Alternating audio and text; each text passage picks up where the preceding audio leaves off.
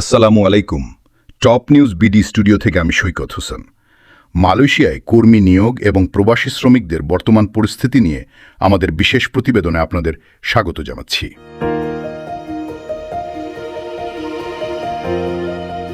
অবশেষে কাটতে যাচ্ছে মালয়েশিয়ার শ্রমবাজারের অচলাবস্থা।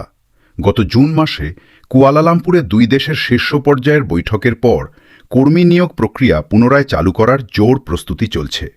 এবারের মূল লক্ষ্য সিন্ডিকেট দূর করে সম্পূর্ণ স্বচ্ছ ও ডিজিটাল পদ্ধতিতে কর্মী পাঠানো। প্রবাসী কল্যাণ ও বৈদেশিক কর্মসংস্থান মন্ত্রণালয় সূত্রে জানা গেছে, বিগত সরকারের চুক্তির ত্রুটিগুলো দূর করে একটি নতুন সমঝোতা স্মারক বা MOU স্বাক্ষরের কাজ চলছে। তবে আগের মতো ঢালাওভাবে লাখ লাখ কর্মী নেওয়ার সুযোগ এবার থাকছে না। আগামী এক বছরে বাংলাদেশ থেকে সর্বোচ্চ ৩০ থেকে ৪০ হাজার কর্মী নেওয়ার ইঙ্গিত দিয়েছে মালয়েশিয়া কর্তৃপক্ষ। বিশেষ করে প্ল্যান্টেশন বা বাগান খাতে কর্মী নিয়োগের প্রক্রিয়াকে বেশি অগ্রাধিকার দেওয়া হচ্ছে। ফিরছি বিরতির পর। নতুন নিয়মে কর্মী নিয়োগের পুরো প্রক্রিয়াটি পরিচালনা করা হবে মালয়েশিয়ার অফিসিয়াল অনলাইন পোর্টাল FWCMS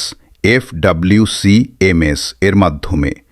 এর ফলে পুরো প্রক্রিয়াটি সম্পূর্ণ ডিজিটাল হবে এবং মধ্যস্বত্বভোগী বা দালালের দৌরাত্ম্য বন্ধ করা সম্ভব হবে বলে আশা করা হচ্ছে। খবর শেষ করে বিদায় নিচ্ছি।